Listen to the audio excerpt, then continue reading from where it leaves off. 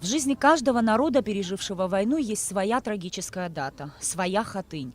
Для абхазского народа таким страшным днем, полным слез, боли и горечи утраты, стало 14 декабря.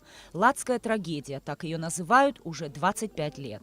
В одночасье враг лишил жизни 87 человек, из которых 35 дети. Спасаясь от голода и холода войны, они выбрали единственный путь к спасению. Из блокадного Тхуарчала, осажденного врагами несколько месяцев, они летели в Западную Абхазию, единственное место страны, куда враг не смог добраться.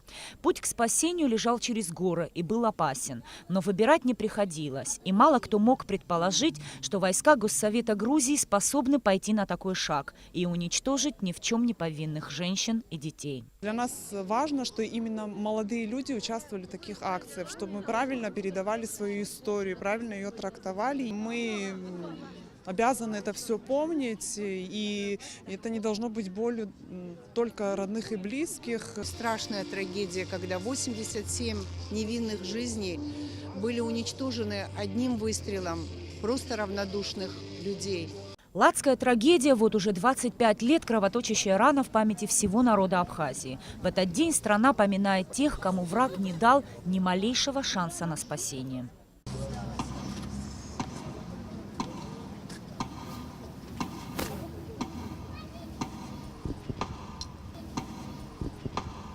Зажженные свечи и автомобильные гудки. Сухум вместе со всей Абхазией почтил память жертв Ладской трагедии. Ровно в 17 часов 30 минут над столицей разнесся звук автомобильных гудков в память о тех, чья жизнь оборвалась на горном склоне Латы.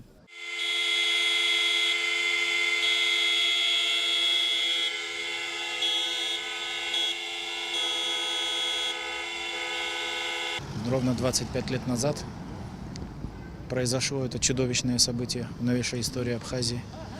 17:30, собственно говоря, это то время, когда по вертолету Ми-8, летевшего с женщинами, с детьми, с ранеными бойцами из блокадного Тхуарчала, была выпущена ракета «Земля-воздух», которая поразила этот вертолет.